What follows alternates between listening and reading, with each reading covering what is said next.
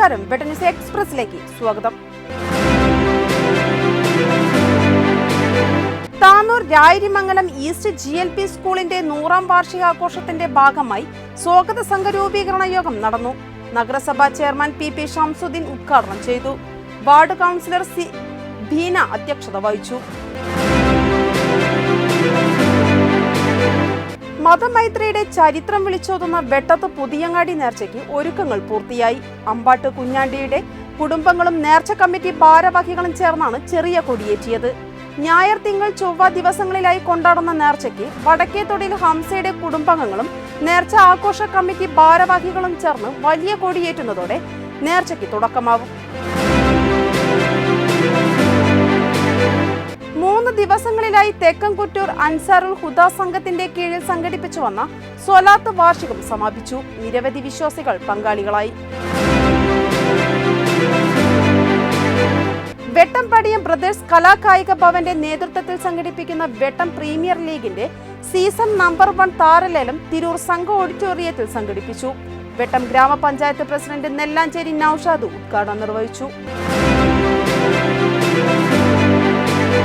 Tirur block panchayat 2023-24 വാർഷിക പദ്ധതിയിൽ ഉൾപ്പെടുത്തി നടപ്പിലാക്കുന്ന ജെൻഡർ റിസോഴ്സ് സെന്റർ ആയോധന കല പരിശീലന പദ്ധതിയുടെ ഉദ്ഘാടനം കുറുക്കോളി മൊയ്തീൻ MLA നിർവഹിച്ചു. Tirur block panchayat president advocate Yusainuddin അധ്യക്ഷത വഹിച്ചു.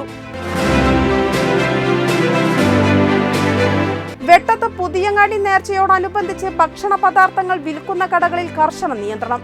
ഭക്ഷ്യസുരക്ഷാ ലൈസൻസ് ഇല്ലാത്തവർക്ക് കച്ചവടത്തിന് നിരോധനം ഏർപ്പെടുത്തിയതായി തലക്കാട് പഞ്ചായത്ത് പ്രസിഡന്റ് P. പുഷ്പ വെട്ട ന്യൂസിനോട് പറഞ്ഞു. ചെറിയമുണ്ടം പഞ്ചായത്ത് മുസ്ലിം ലീഗ് കമ്മിറ്റി സംഘടിപ്പിച്ച താനൂർ MLAയുടെ വികസന വിരോധത്തിനെതിരെയുള്ള 3ാം ഘട്ട പ്രതിഷേധ സായാഹ്ന ധർണ സംഘടിപ്പിച്ചു. താനൂർ നിയോജക മണ്ഡലം മുസ്ലിം league president KN Muthukoya Thangal ഉദ്ഘാടനം ചെയ്തു. വെട്ടത്ത് പുതിയങ്ങാടി നേർച്ചയ്ക്ക് ശക്തമായ സുരക്ഷാ സംവിധാനം ഒരുക്കിയതായി DYSP KM ബിജു വെട്ട ന്യൂസിനോട് പറഞ്ഞു. കൊടിയേറ്റ ദിവസമായ ഞായറാഴ്ച ഉച്ചയ്ക്ക് ശേഷം പൂർണ്ണമായ ഗതാഗത നിയന്ത്രണം ഏർപ്പെടുത്തും. നേർച്ചയുടെ സമാപന ദിവസമായ ചൊവ്വാഴ്ച രാവിലെ മുതൽ തന്നെ ഗതാഗത നിയന്ത്രണം തുടരുമെന്നും നേർച്ച വരവുകളിൽ DJ അനുവദിക്കില്ലെന്നും അദ്ദേഹം പറഞ്ഞു.